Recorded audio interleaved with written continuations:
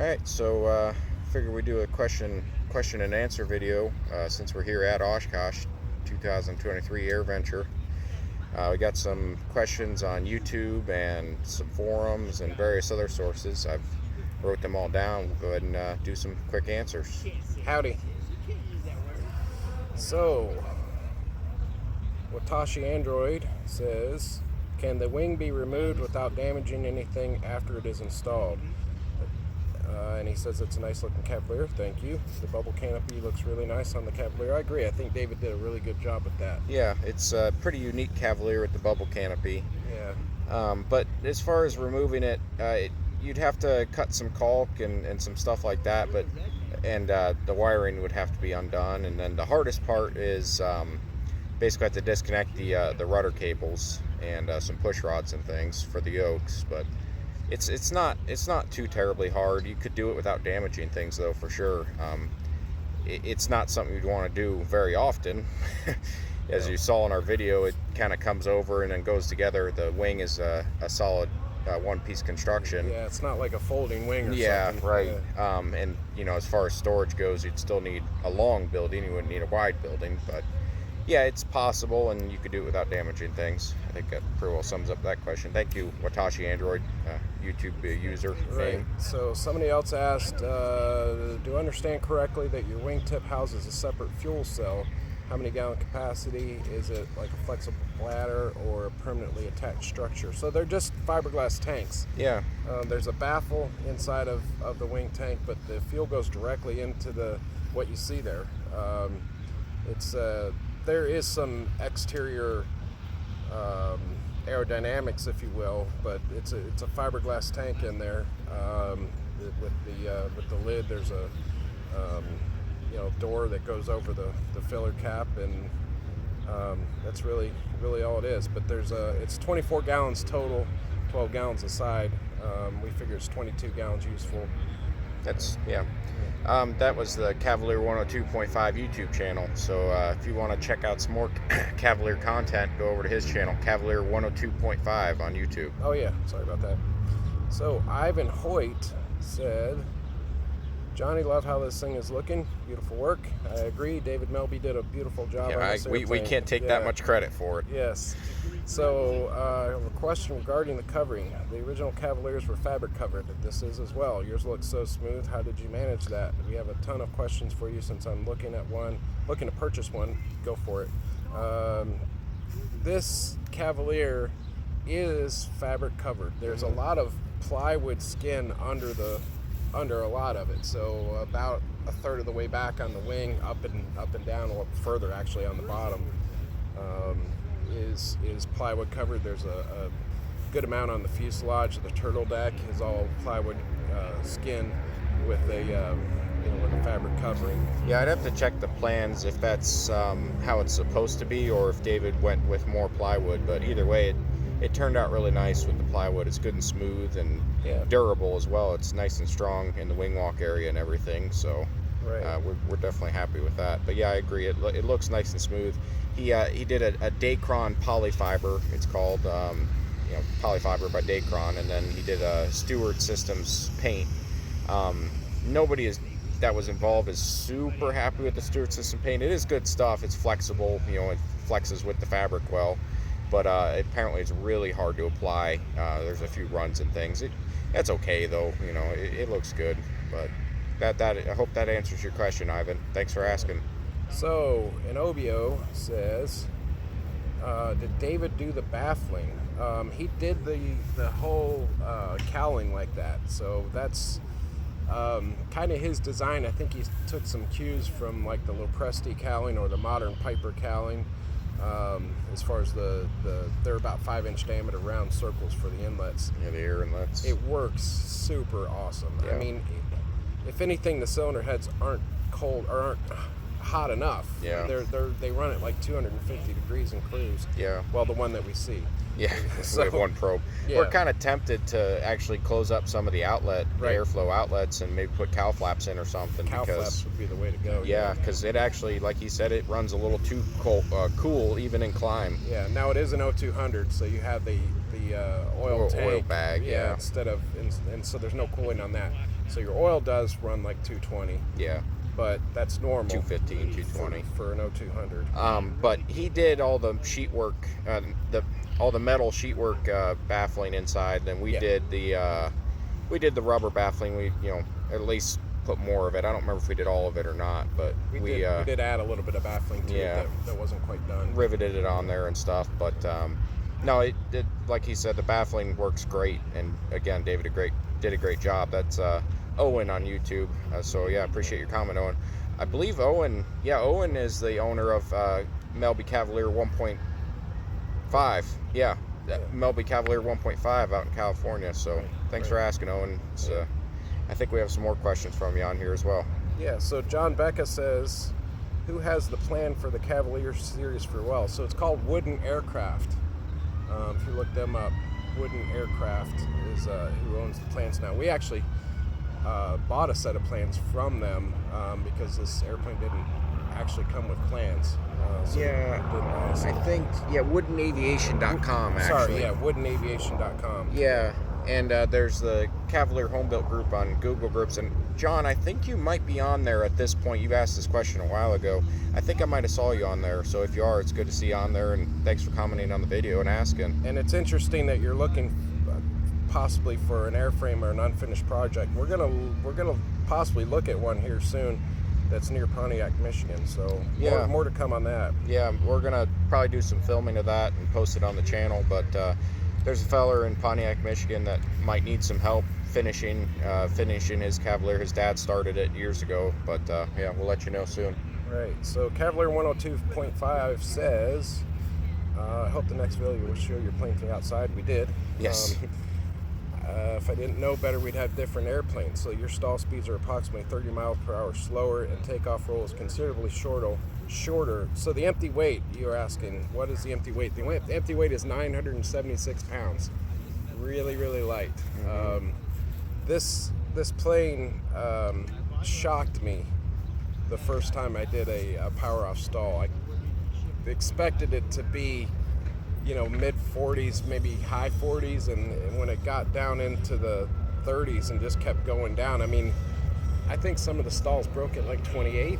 Yeah, it's crazy. At least 30 with full flaps, of course. Yeah, but I was shocked. So I think I did a video about some of the stall characteristics, and it's crazy how slow it goes.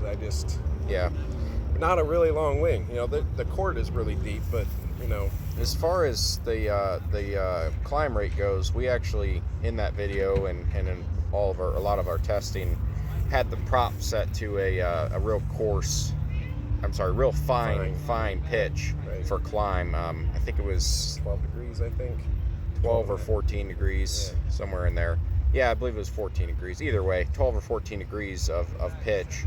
And this airplane with this engine, that was just wonderful for climb rate. I mean, we were seeing, with one guy in there, seeing upwards of 1,500 feet per minute, which exceeds my expectations for sure. And you get up to pattern altitude as you're turning downwind, basically, if you're doing patterns. We've got it set to a cruise pitch right now to get over here, which was great for our cruise speed. I think we gained about 15 miles per hour cruise speed. Something like that. Yeah, 15 miles per hour. So we're bumping up on 130 miles per hour cruise at certain conditions. So that's pretty awesome, I think. 130 mile per hour cruise, and the wheel pants helped as well. We were kind of surprised how well they helped. I haven't done any filming of the wheel pants now that I mention it. I'll have to film the wheel pants and insert it here. Johnny, insert the wheel pants right here. All right, here's the wheel pants. David made these wheel pants and painted them, and then we had to finish them up. So we damaged the paint a little bit finishing them. We ended up having to make some modifications and stuff, but they turned out pretty good. They, like I said, they helped the cruise speed a little bit, and I think they make the looks of the airplane a lot better. Especially from up here, if you look at it, it looks great. I love how he did the stripes that match the stripes on the cowling and down the side of the fuselage. So the nose pant, we ended up putting it together. We split it. So first, before we split it, we cut some lines into it, and then folded in some sheet metal, riveted in the sheet metal with those flush rivets right there, and then drilled holes through the front of the wheel pant into the sheet metal, and that's where our screws go. So then we finished cutting it after we did all that, and we're left with the sheet metal in the perfect spot, and the gap is decent, just the width of the oscillating tool we used to cut it apart. So that turned out good. And then we drilled a big hole and put these pins. They're basically a female pin to receive our tow bar, which I'll have to film our tow bar when we get home. But it receives our tow bar. There's one on this side and one on this side. So those are welded and machined out of various metals and things. And then we've got this screw here, which goes to a clamp. This screw here, which goes to a clamp on the bracketry of the main or the nose gear. And then the last thing we did is drilled this hole and then cut it out, because this part doesn't move. It's a castering nose wheel, so the gear leg doesn't move while you're taxiing around. The wheel actually swivels back and forth like that. So we had to make clearance for that to be able to happen, but it turned out pretty good. And then we have the mains. So nothing really changed out here, and we actually got away with not having to put a bolt out there because we made these monstrosity of brackets. They're not the prettiest thing in the world, but they do a couple of things. So this one we actually came up with the design on the fly, and it ended up working out, so we left it. We've got two pieces of metal riveted together. Basically we made some aluminum blocks that go in there on the gear leg on the back side of the spindle for the axle, and then just drilled and tapped some holes on that block that we made. We machined it out of aluminum, so it's nice and light. Drilled and tapped some 1/4 holes for the bolts that hold the whole plate on, and then the plate, or in the wheel pant, we put nut plates in to receive screws. So we've got 2 screws on the back there, 4 screws in the front, and the reason it had to kick out like that is to clear the caliper that sits about, the rotor that sits, yeah, I was right the first time, the caliper that sits about right here. But we kind of made it smooth so it's aerodynamic. We're gonna hopefully eventually take some fiberglass and kind of ferrule this up a little bit, make it look better. Similar on the other side, except for we didn't screw up and didn't have to rivet metal to metal. We were just able to bend that whole piece so it's all one piece. But like I say, they turned out pretty good. I'm happy with how they look on the outside, especially. So anyway, yeah, so she does have a quick climb rate. Cavalier LP8er is, he says, glad to see the rest of her good looking plane. How did you mount your outside camera? So it's actually mounted on the right side tie down ring. Yeah, tie down ring. I need to film that for you. That's Cavalier 102.5 as well. Yeah. Just YouTube changed the usernames for some reason. Anyhow, no, I need to film it for you. I'll try and do that for this video. It's it's on the tie down ring. I've got a just a cheap clamp. We could do better. Yeah, a sport camera clamp. We're gonna make some clamps at some point here. Some we have access to a machine shop, so we'll machine some stuff up, make some nice things for clamping on cameras. Okay, and then the exterior GoPro camera mount. So what we did, or what I did, is I took this little clamp guy, and it got loosened up when he had to loosen it to put the straps through, but it clamps onto there, and I said, well, that's great, but now I want to make sure it doesn't fall off. So I safety wired it in various places. Safety wired these two nuts together so that they won't come apart, and then basically safety wired the screws together on the inside, as well as safety wired the screws to the eyelet for the tie down. And then this is just a standard GoPro mount right here. Receives the GoPro camera cage that goes up in there. We typically use a DJI camera on this side, a Osgood or Osmo. Yeah, Osmo, that's what it's called. But a GoPro works as well. It's just I've got the GoPro on the inside and DJI on the outside. I hope that answers your question. And then you're asking how many hours have we flown off so far. So we finished the 40 hours, what, about a month ago? Something like that? Yeah. A little over that. A little over a month ago. We're about 52 hours right now as we sit here at Oshkosh. So It was like, I don't know what, 4 or 5 hours to get up here in total. Yeah, between stops. 5 hours almost exactly. Yep. Yeah. So, yeah. Let's see. David Melby says, I'll just read this. It said, David, and again, all the credit goes to David on this. It's an honor to fly David Melby's creation here. So he said, when I first started flying my first Cavalier, I realized there was a problem with cross fuel flow. As the tank with most of the fuel became heavier than the other side, the fuel would cross flow to the other tank. So I revised the fuel system so there was no longer a both setting. I would fly on one tank for a half hour, then switch to the other tank for another half hour. The plane would let me know when there was a heavy tank. On the second Cavalier, I used a similar system.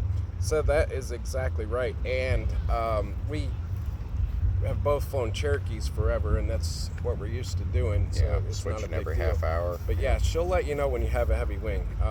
If you leave it on for more than a half hour, you'll start to feel it. A half hour works fine, but if you leave it on for longer, if you're doing some other things that are taking your attention, just flying around and things like that, and you forget, she'll let you know. And I got a bit of a sour taste in my mouth the very first time I flew it. Yeah. He filled up the left wing, and then the fuel pumps at the airport ran out of gas. Right. So I had a full left tank and a nearly empty right tank. Yeah. And I took off, and the wing went, I took off, and as I got airborne, the wing went Right. like that, pretty steep bank. Thankfully, I was quick enough to react. I think if I was, had a slower reaction time, it might have been bad, but it all worked out all right. Yep. So this is all true. Yes. You keep it balanced, and it's no problem. Well, you keep it balanced, it's a beautiful flying airplane. And the good thing is that the fuel system doesn't do this on its own. It won't cross feed or do anything unexpected. David was asking about the cruise speed, and we just covered that. But the Reflex flaps, when you get it flattened out and put it in the Reflex, you can feel it. Oh yeah. It's like you let go of a drag chute or something.